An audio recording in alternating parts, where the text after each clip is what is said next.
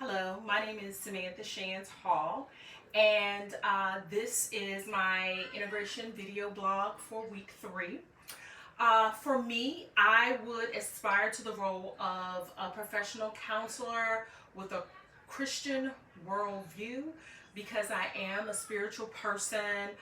That's a part of my professional identity. It provides the framework of who I am. Each day, I try to implement the 12 laws of the universe through my life and those people who I come in contact with, such as, we're all connected, the law of oneness, of divine oneness, aligning ourselves with what we want out of life, the law of inspired actions, and you get what you get out of life, the law of karma.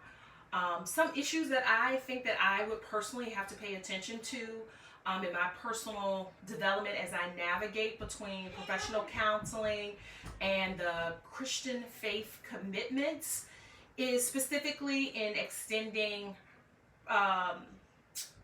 counseling boundaries. I think particularly when working with at-risk youth, those who may invite me to special ceremonies, graduations, or sporting events, and who are suffering from lack of parental support. I believe that that would be very different for me, or very challenging, because with the Christian faith comes that Christian value of supporting people, especially those marginalized groups. So I know that extending that boundary would potentially negatively impact that counselor-client relationship, so that could pose a challenge to me. In that case, I definitely would consult with a colleague to make sure that I am doing the necessary precautions, not to impair or cause harm to the client and the client's healing process. Another issue that I would want to pay close attention to is confidentiality regarding end-of-life decisions. Although I understand a client's reason or reasons for that, internally it would just cause some stress for me.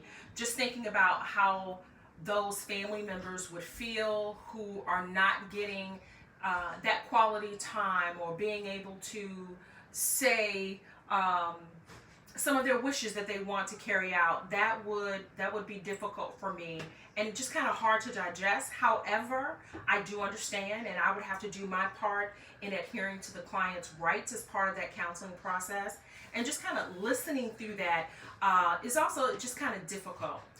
My views align with more of the allied model, with both psychology and Christian theology existing and informing each other. With that model, one of the Christian values of autonomy is very important. Just being able to not impose my values and attitudes and beliefs onto the client, and allowing that client to possess their own choice and make their own choices, that's important. Fidelity is also another Christian value that speaks to honoring commitments and following through and having responsibility. That's important for me. I foresee that with the Allies model, working with adult clients who are contemplating abortion or aborting a pregnancy, as just as a method of birth control, because they simply just don't want to have any more children, child predators as well as child pornography. Those clients would be very difficult for me to walk in that journey with them, because of my own spirituality and personal views on parenthood, and knowing that there's so many people who want to have children and who want to be parents and who are not able to do so, and also innocent children, knowing that we are their voices. We are, or they depend on us protecting them, and that will be challenging. But one thing throughout this entire process is the importance of spiritual values, healing, and being able to assist that client to navigate a healthy journey to healing. And remember, we all as counselors can learn something from our clients, and we can help them through that healthy healing process and through that journey.